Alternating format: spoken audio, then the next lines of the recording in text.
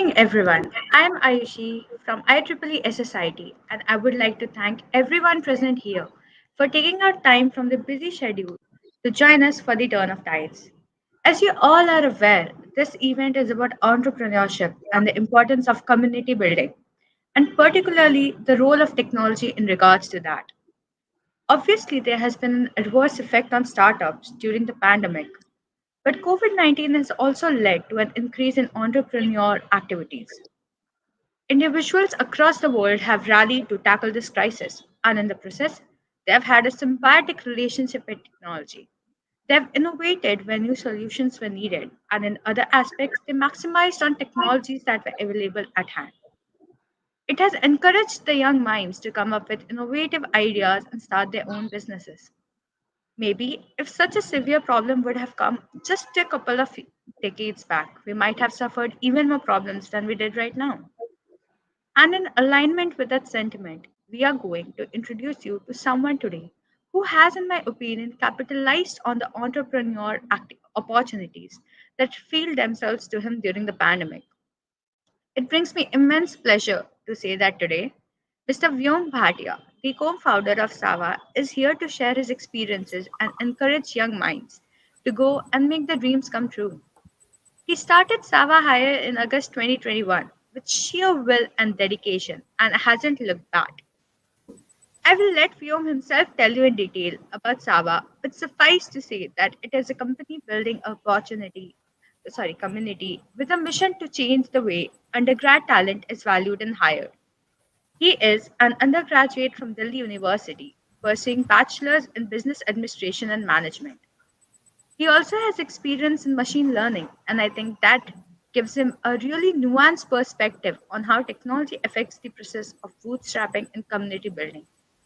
As we all are super excited to meet him, let's not delay anymore and welcome you. Thank you so much for having me here, everyone. I'll add to. I think that I actually did justice with my intro, but I'd still like to talk a little bit about my background of where I'm coming from, because I don't want to be put in a position where I'm saying anything without backing it up, right? So I'm a normal arts kid. I'm not a super techie. I'm like a kid who started out as a humanities with maths kind of a person. I My parents forced me to take up maths. With a very slim margin, I was able to avoid taking engineering.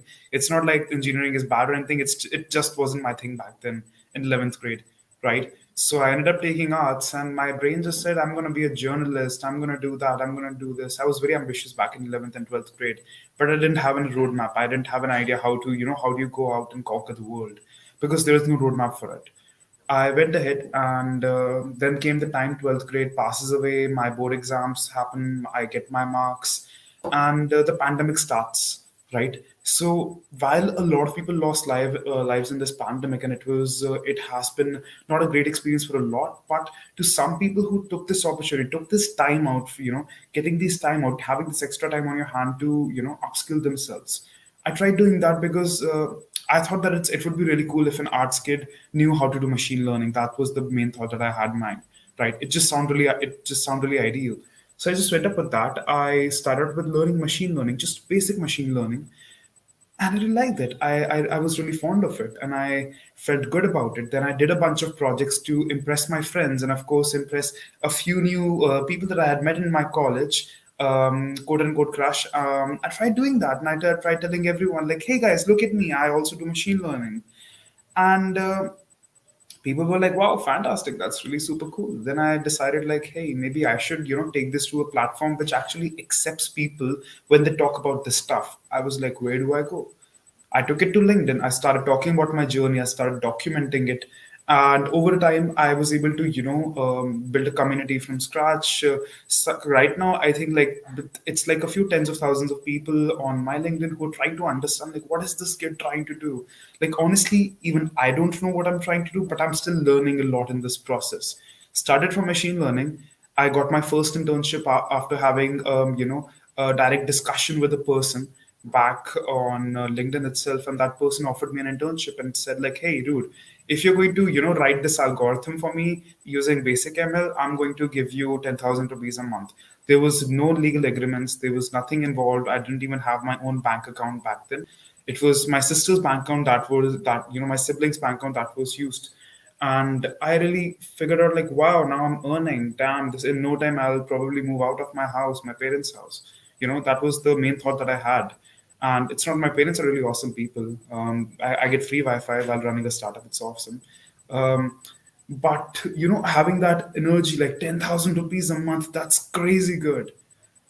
I took ahead with that. I just started out with that. One thing led to another. I worked with approximately half a dozen startups in this space, not just in machine learning, but my mentor, Vrishank Vyas. He is the director of communications at AI Crowd, which is another company in this space of crowdsourcing AI solutions. And he helped me move into more into community building because he saw what I was trying to do on my LinkedIn. He said like, hey dude, stop with machine learning and stuff, you don't know shit. I was like, why? Because you're not getting into the research part of it, and if you're not trying to crack into research, you don't necessarily need to be in this field of machine learning right now. It's not worth it, right? And it's also like, do you like really want to become a machine learning engineer? Like I had already worked at one company, and it really blew my mind. I was bored out of my mind, right? So I made a career switch, I'd say midway, barely a year into my career, and I switched to growth and community. Now, this was a switch that was very consequential. I learned a lot. I worked with a few more companies. And then after a point, I just felt like, that feeling that you've learned a lot from these startups, right? Like I was valued enough in a company to be taken on these trips from the higher managements, and me realizing like, hey, I'm still like, I think back then I was like still 19. I'm still 19. But in this meanwhile, I just realized like I have done internships and I don't really know if I want to do anymore, right? So I had my face back then because I was told like I had to do all these things and I had all these ideas that I want to implement. But I felt maybe so much bureaucracy. There was a lot of friction between like what I wanted to do, what I was allowed to do. And in the meanwhile, I had a few ideas. And I think that was when I took the switch where I was like, hey, you know why? I'll just do my own thing. Like I have no idea what I'm going to do, but I'll just do my own thing. And that was where this tumultuous journey, because like when Ayushi was giving my intro, I got confused myself. Like, so what exactly does this guy do, right? And that's where it comes. I worked in ML, I worked in community, I worked in growth. Then I just got bored of everyone, right? Because that's what you expect from a 19-year-old. And then I got into and funny enough, HR. And yeah, you don't expect like people to jump from machine learning to growth to community to marketing to HR. It's like a guy midway's MBA changing his course subjects, right? And that's just me. I still have no clue what I'm trying to do here. But we started this startup, and I didn't have a lot of expectations, to be very honest. It wasn't even a startup. I was too afraid to call it a startup, because if I called it a startup, I'd have to take the ownership and tell everyone about it, and talk about it on my LinkedIn and try to become an influencer about it. Now that's apart from all the jokes. I think like the idea was to just call it a project. I had Salek, who is currently my co-founder, and to try to build something out with him. Salik had a lot of fun in the initial days. We used to meet in Epicuria back in Nehru Place, given that we are based out of Delhi. So Nehru Place metro station is this massive metro station with like this massive food court. They removed the seats on which we used to sit. I am really pissed off at them. But overall, we used to chat up, eat a lot of chicken, and talk about stuff like, hey, what do we want to build? So yeah, I think that's where my entrepreneurial, I cannot even pronounce the word, I'm so awful at it, journey started there. And I'd say I knew nothing about it back then, and I still know nothing about it now, right? And I think like wisdom and growth is like you growing up. Like maturing is just knowing how much you don't know, right? So that has been a major part of my journey. But I don't want to waste a lot of time trying to just talk about me. Rather, I want to like try to talk about a bunch of things that possibly we can take up later in Q&A and expand upon. And obviously things that you guys can, like the first year, the second years, third and fourth years, can take note from, right? कि ML में jobs नहीं, I hope guys Hindi is completely fine to a certain extent. Cool. So Yeah. तो like you expect कि यार ML में jobs तो मिलती ही नहीं है, ये साले आर्ट्स वाले बंदे को कैसे मिल गई? That was the idea that I had. And people ask me like, वैसी jobs मिलते हैं वो कैसे मिल रही हैं? I'm like, I don't know, dude. I just DM'd a bunch of founders. So I'll talk a little bit about how I was able to get internships. I'll talk a little bit about what's wrong with getting internships and what's wrong with the ecosystem right now, specifically in the engineering side of things. I'm not just talking about normal ML and blockchain and so on. I'm talking about everything that covers up, say, DSA, the coding tests, with the placement cells and everything, the problems that we are facing while trying to get internships, right? So my idea was simple. I wanted to get an internship without showing my resume. That was the goal here. Do not show your resume because I was too scared. The resume had like one line little written on it, which said like, "Hey, I have worked at this place and I have three projects and these are my projects." Right? It was very timid. So I tried my best to finesse my way into people and tell them like, "Hey, let's hop on a call and discuss the problem you have, and I'll help you solve it." That was my way, and it sounded really great. It's like a great way to tell people that, hey, your product might help out if I were to join your team. Very finesse way मैंने बताने की कोशिश करी, and they agreed somehow and they gave me a job, which was a bad decision on their end. And kind of went there. I worked with them. I had my own learnings. They had their own learnings about it. In some places it worked out and a lot of places didn't work out, right? And just DMing a lot of founders. I'm talking about DMing approximately 163 founders before I got my first three replies for my second internship. Because after my first internship, you think like, hey, you can just go around and you can ask for a second internship. It doesn't work like that. After your first internship, it's hell for you to try to find one because people are going to now look at your resume and just look at you like, hey, you just have done one job. Why should I hire you at all? Like, at least if you had done no jobs, I would probably be more, excited to have you on board because I could teach you something. That was the problem. DM'd a lot of people. I got him. It took me 20 days to get my second internships. I remember it very, very vividly. And after 20 days, I just knew like when my second internship was ending, I just had another one lined up after it. So it was just hilarious to me the way I was able to pick up things.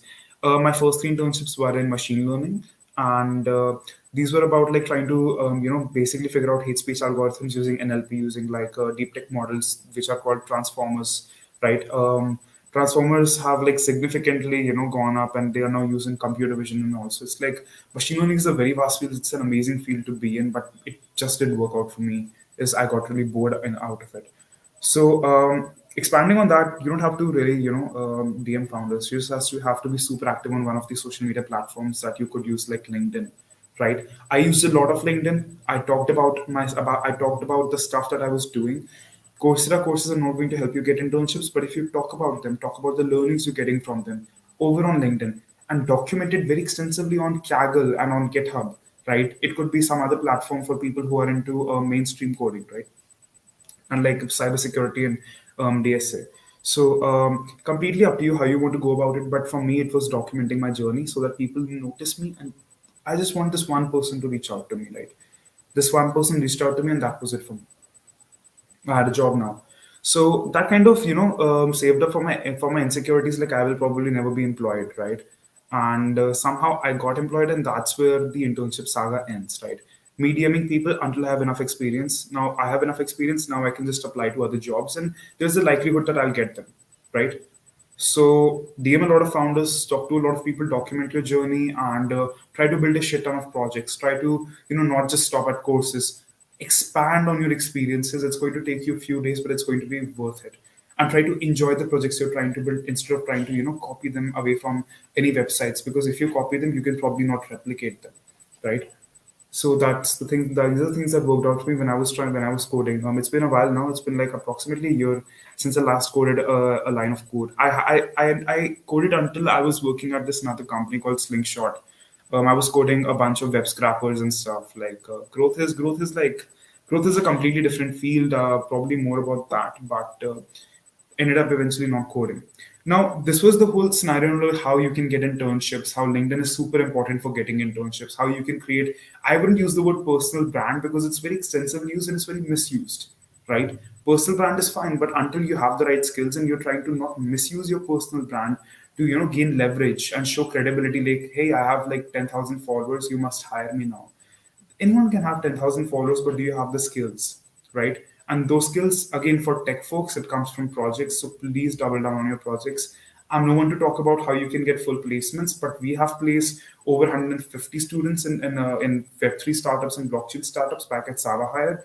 So I can see like what the majority of these folks had something called proof of work, which was the projects that they had. They doubled down on their projects, and I think that was a great thing to have, right?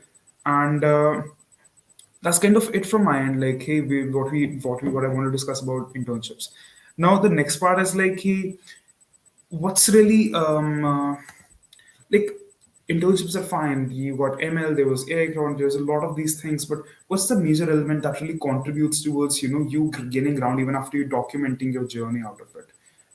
I'd say like documenting things is cool, creating projects is cool, but none of these things are going to work out if you're not curious about stuff, right? And it's like, see, if you want to get a job, you can just get good grades and eventually get a job, and that's completely fine. That's perfect. That's like the right way to go forward. But if you feel like, hey, maybe the rat race isn't for me, then I'd say be curious, you know, just be a person who goes around and instead of trying to play with the remote control car, that person breaks down that car to see what's working inside. How do the motors work?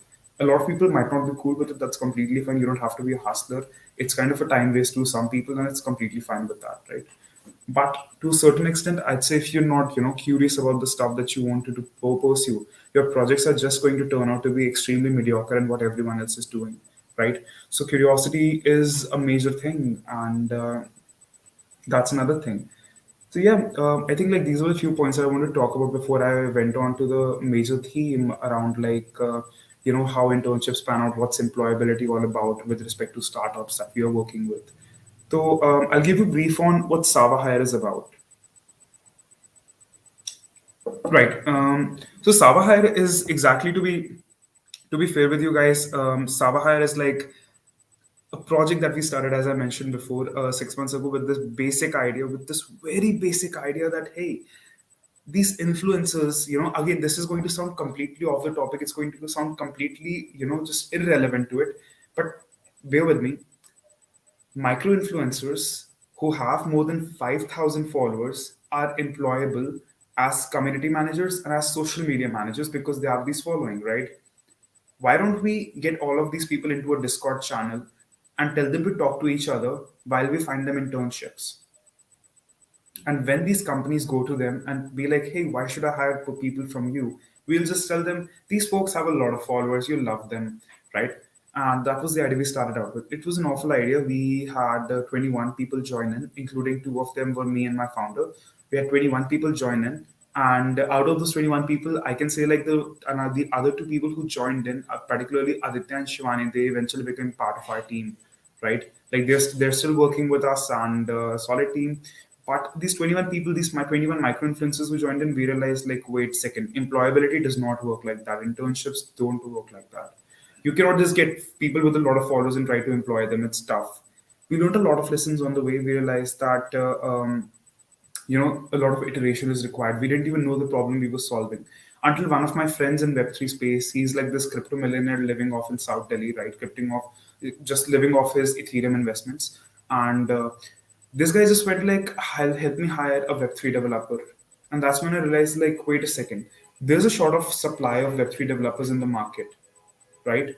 And we could possibly go ahead and source them and try to fund our ambitions.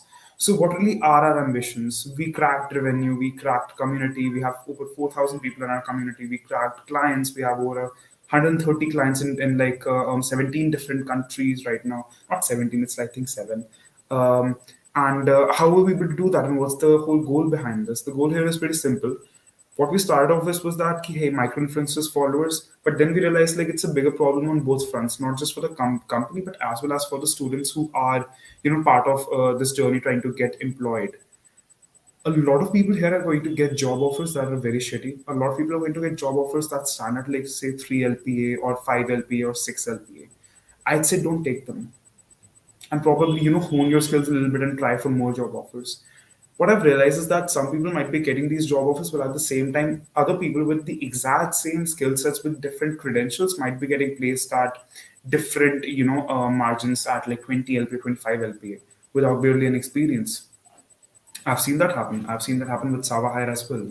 Because while we say that hey, we are highly involved with respect to the interns, we're also very involved with respect to the full-time side of things as well, because companies are not just hiring for interns, they're also hiring for full-time employees as well. So we tried helping for that, and we realized that this wage gap exists. Itna massive wage gap है यहाँ पर, and everything relies on credentials. It's like कि it's almost like तेरे पास अगर NFT नहीं है अपनी degree का, तो I will not give you a ढंग की job. You will not get a job that pays you that much, and that's just hilarious to us कि भाई तुम ऐसे कैसे कर सकते हो, right? And no one talks about it enough because no one sees it, because companies who are hiring from IITs, and I don't want to name call colleges and tell them like these colleges are bad. I'm just saying there's an inflationary gap in wages, right? मेरा मतलब यही आता है कि इस बंदे को 25 लाख की नौकरी मिल रही है, but at the same time why can this person get a bare 12 LPA की नौकरी? That's kind of the idea that we had, right? So we decided like, hey, let's start off with internships. Let's focus on giving these people internships, right? तो उस type पर job board work करता था, अभी भी job board exist करते हैं, but we don't use it. We have moved away from the job board. We have a community of these 45, 4,000 plus, 4,500 plus, undergrads across India. And our goal is to find talent from the most remote corners of India, try to get them into the community, create a massive pipeline which already exists. We have a very smooth pipeline that ensures that the startups are going to get the top three candidates for whatever their position is, right, in the span of 48 hours. We were able to create this pipeline. We have been sourced like hundreds of interns in this meanwhile. And how have we done this is by solving a basic idea, like if a person is not able to get paid opportunities, तो उनके सामने तुम जो रखोगे, they're going to hop on it, right? And that sounds very mean, that sounds very evil. But when you think about it now, these people need help. These people want this exposure, but just because of their background, we're going to go ahead and say like, no, dude, you're coming from tribal area. I don't really trust it. And while the whole world is moving completely remote, that's the revolution that we need.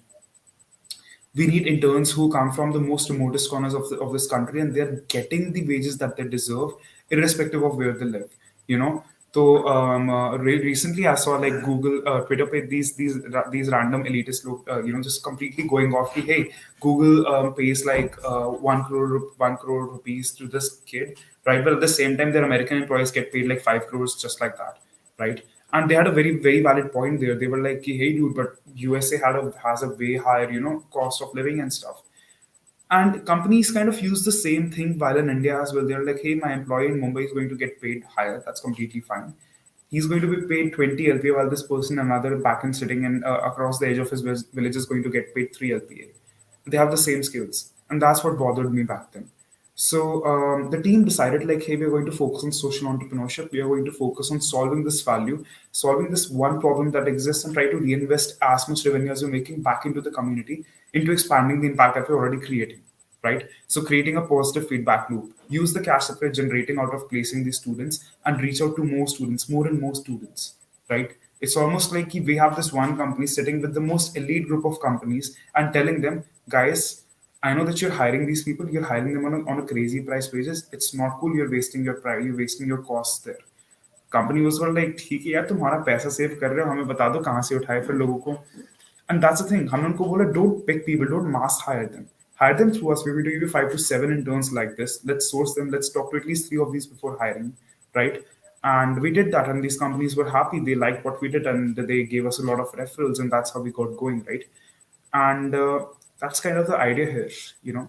Reach out to as many people as you can and connect them with these top companies and get rid of job boards, right? Job boards is a completely different scenario, but I think like a lot of people just apply for positions just because they see them, which kind of kills the reason. Like, we want to give you choices, but only when you match up a certain criteria of proof of work, that you have done this work, like you've created these projects. So a lot of these things are currently as part of our pipeline back at Sava Hire. Like, we're trying to do a lot on the product end, and we have a lot planned up. But yeah, man, like overall enthusiasm, it was always about like trying to reduce the wage gap that exists between these two people living at two different corners of the country. That's what we've always wanted to do. And we are also trying to move global, so that's kind of new, that's kind of very exciting for us. And that's more or less Sava Hire to me. And community has played a massive role here, because we wouldn't have been able to amass like 4,000, 5,000 people if people who got placed didn't tell their friends about it, right? So we haven't spent a single buck in marketing till date, and it's always about like people talking about us out of sheer goodwill, and that's how we have been growing, right? And we hope to grow like this. We hope to spend a little bit on marketing and growth eventually, to reach more and more people. But overall, it's always about trying to help these people or try to get them the right opportunities. So that's what we have been doing back at Sava Hire, right? So again, that's pretty much it from my end. Yeah, I think like I spoke about the topics that I really wanted to share about, like, hey, how do you get these internships, DMing founders? Hey, how do you get these internships when you don't have experience? Don't show the resume. What happens in a scenario where you don't know what to do? Like, you have done all these courses, just create proof of work, just try to create projects and just try to do your own thing. Be curious about it and document, right? And apart from that, a brief on like what Sava Hire is up to and how my entrepreneurial journey has been. We started with like a team of 2 people. Now we're a team of 7 people. Hopefully by the end of April, we'll be a team of 11 people. And that's kind of the thing here. But yeah, Baki, I think we can definitely take up a few questions if there are any and talk about a bunch more stuff.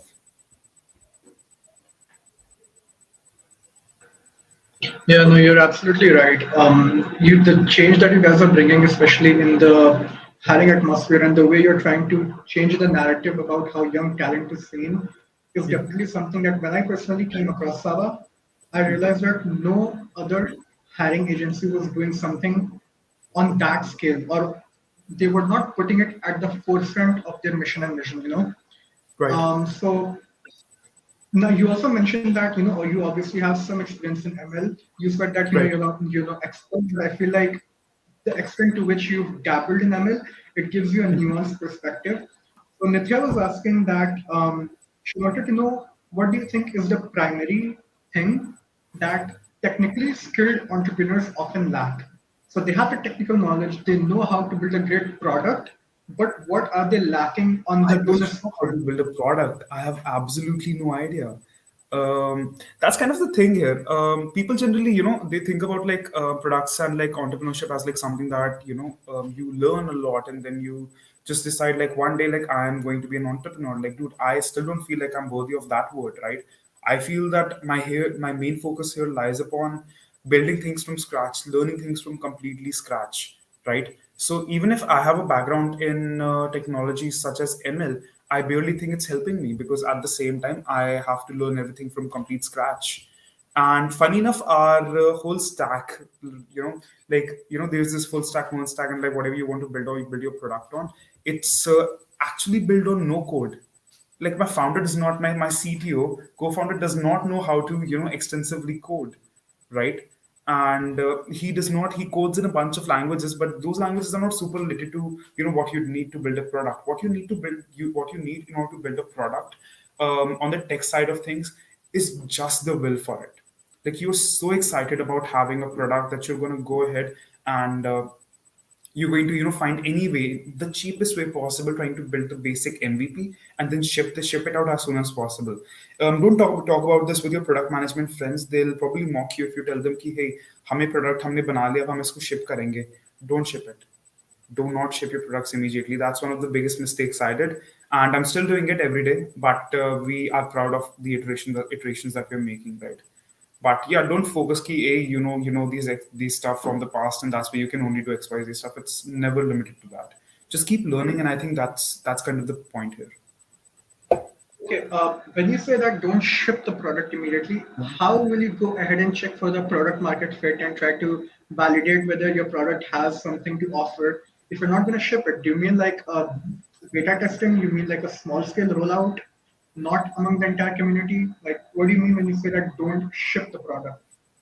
See, when I say that don't ship the product, I'm just saying key, you need to iterate a lot. You need to Right. understand what you're building in the long run. And if you just randomly go ahead like, hey, I have shipped up this one feature and I'm going to ship my product, that's great, but your clients are going to kill you, right? And that has happened with us. So we went here and we just overnight I just told her like, hey, let's just ship this update. And next morning, I know I had like 3 angry messages from our top 5 clients, and they were like, what's wrong with you? I cannot see my interns anymore. Nothing's working out for me anymore. What are you guys trying to do here? Stop wasting my time. And these are like folks running like thousand crore companies and stuff. Like, they are like massive fundings and stuff, and they're very passionate about Web3, right? That's why they're hiring from us. And It's a kind of they're trying to do their passion projects, and then they see our project is not working, and then they get pissed off, and then they, I'm like scared they'll kind of remember like these are 19-year-olds trying to build a product, and they'll mention that point. So don't ship it. Iterate personally internally with the team, but do not iterate outside of it. Nahi to it's going to Right. Yeah, eat you. you're absolutely right. I mean, it takes one bad product for everything to go bust. So, Yeah. you did mention that yeah, before, when you don't have any experience, you could start out by basically sending an automated email machine to every founder out there possible. And you could have some project work, you could be working on documentation while you're learning code. So Anjali is asking about what specific documentation do you mean? What kind of documentation work do you mean when you say that is something that you want to have on your Okay. resume? Documentation मैं ये नहीं बोल रहा हूँ कि you can go on, try to talk about the stuff you're doing on LinkedIn, but rather talk about it. Documentation का क्या मतलब रहता है? उसका मतलब सिंपल है. You're talking about the things you are making, the projects you have made on a social media platform.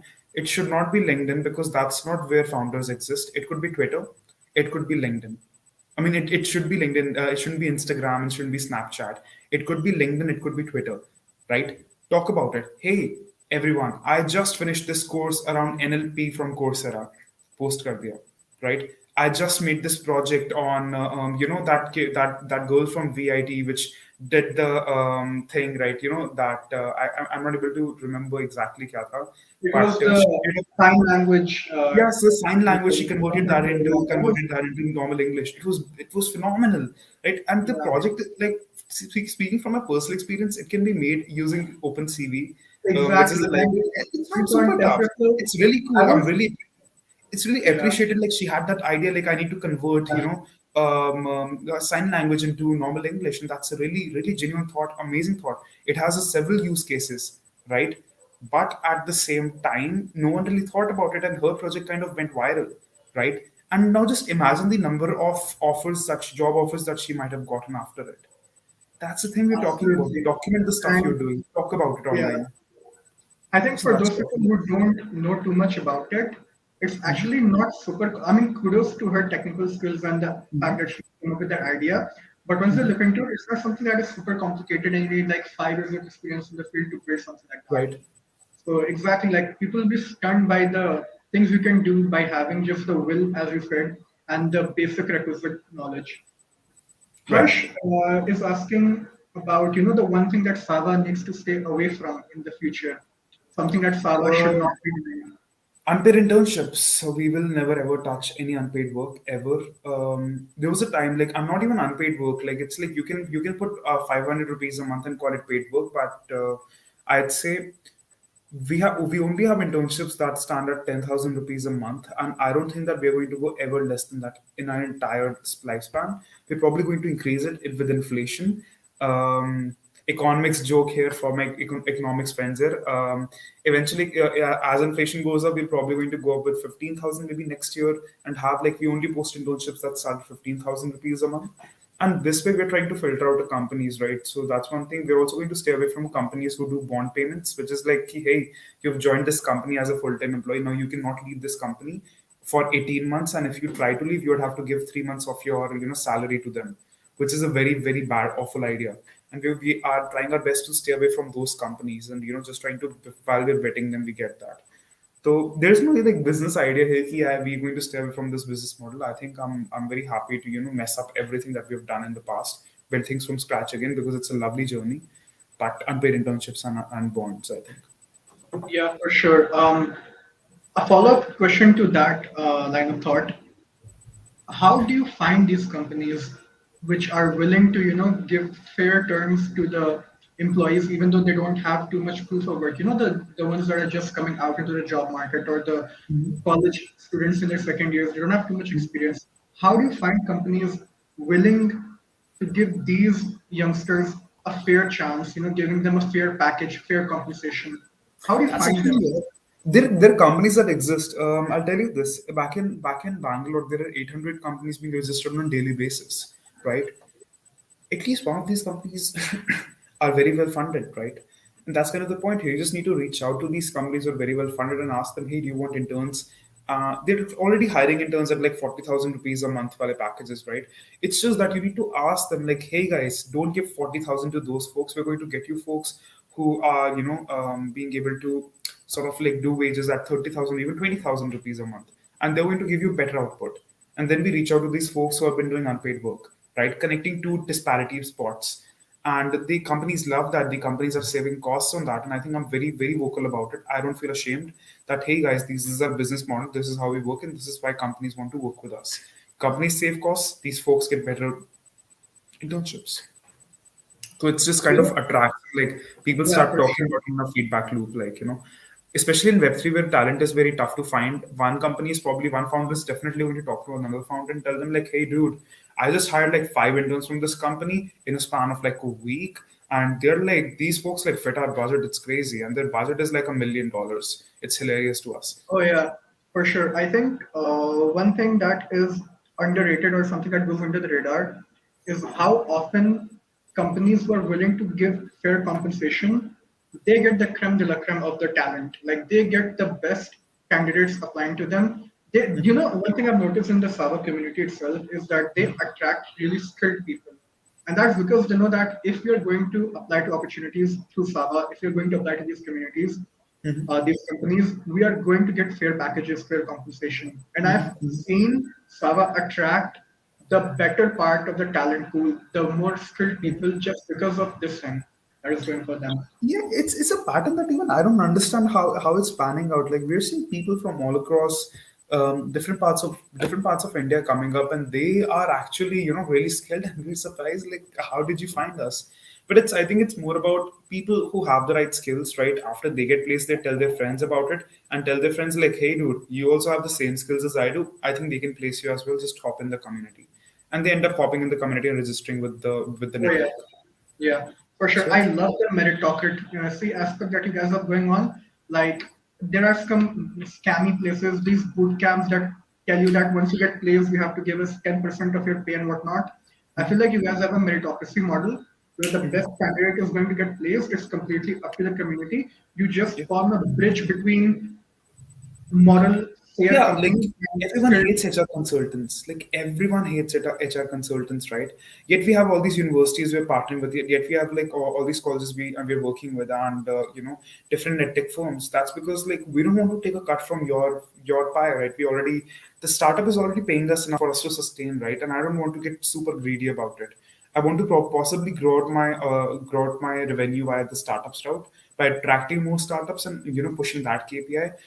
But charging interns is just an atrocious act. Yeah, you should not do that, Yeah, for right? sure, for sure. And at the same time, like us scaling up is only because of word of mouth. Like if we would charging people something, I don't think they'll talk about it with their friends. They'll probably be ashamed, like, hey, I'm Yeah, earning, like I used to work at this company, I'm not going to name it, and they used to charge interns, like they had this almost the same business model, but they used to charge the interns, like they were teenagers as interns, and they used to charge them 50% of what they earned, right? that's And crazy. That's atrocious. that's just crazy. It's like even if you're earning like 10,000 rupees a month, and like they used to charge their wages were like $7.5 an Yeah, hour, right? So they're earning like what 3 point something dollars, $3.25 in an hour, and that's just awful prices back yeah. even in the US. And All yeah, right. so just a few learnings I took from there. Mhm.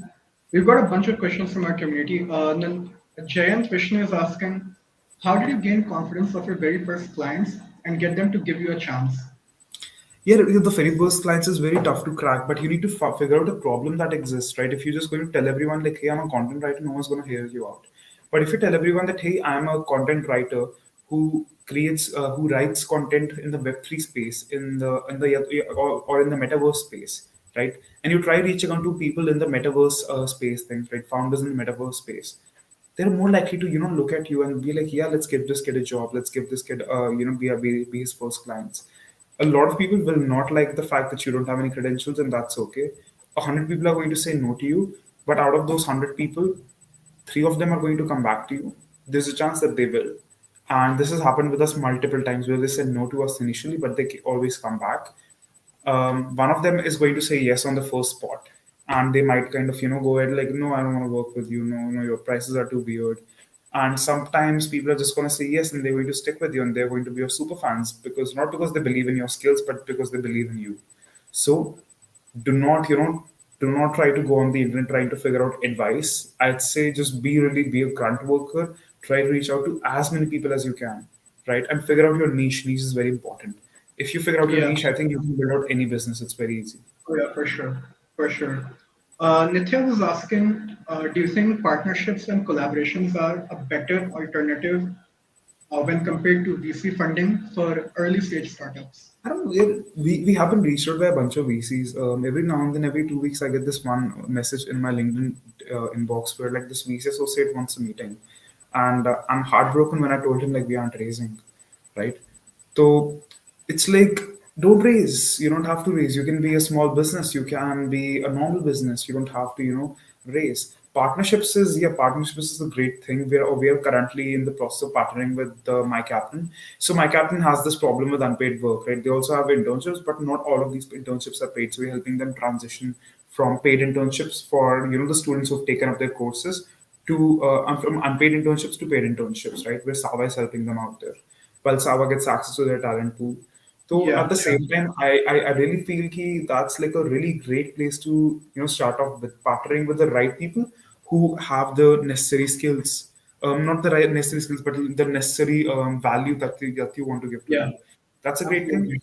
VC funding seems very irrelevant to early stage startups unless you're like a 40-year-old dude with a lot of connections in Bangalore, I think, right? yeah, I And agree. that's kind of the case here. It's like it sounds really fun because Shark Tank India has probably went ahead and created this whole aura. Like it's great. It's a lovely show, right? But हमारे दिमाग में बैठ गए कि startups का equal funding, but that's not the case.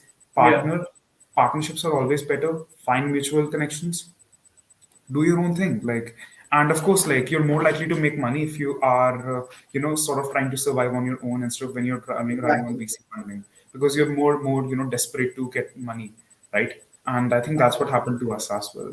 Yeah, absolutely. As Pranav was asking, he was asking about the importance of being cash flow positive, and I think you answered that question right now too. Yeah, It's like the fact cash flow positive. that If you're not cash flow positive, मेरा account खत्म हो जाएगा यार. It will take me like exactly, and several yeah, months, but it is going to be empty, right? Like I yeah, have a team of exactly. 7 people on payroll. For sure, for sure. The thing is, like with being cash flow positive, a lot of people they haven't perfected the art of gaining revenue. When the VC funding comes in, they make the business survive on the cash that is in the bank through the investors. But I think learning how to actually generate revenue from a product is something that got lost somehow in this entire new narrative about startups and entrepreneurship. As I said, Shark Tank and its glorified investment, but I think people need to come back down to earth and realize that as a startup, you need to have cash flow. You need to be cash flow positive. Devansh is actually asking your views about NFT, and people are saying there is the next dot-com bubble. What do you think about that?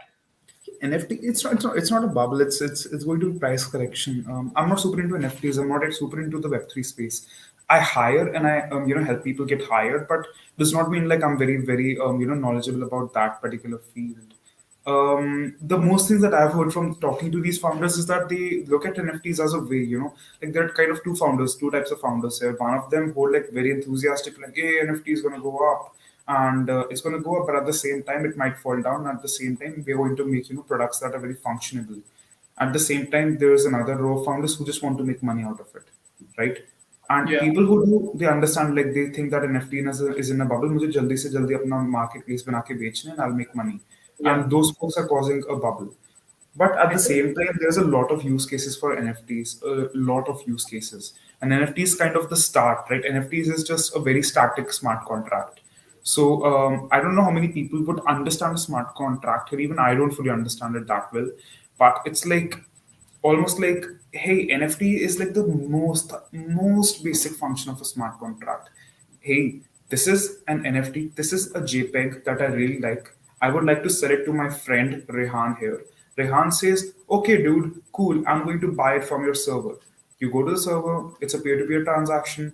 The address changes, the smart contract is now verifies it. The smart contract basically goes like, yo, you have sent this person this much Ethereum, right? And that's fine. This was the gas fees that was charged. Now I have noted this transaction on the Ethereum blockchain, and now I can just verify if this transaction actually happened or not. And if it has happened, I'll go around and check the address that JPEG has now.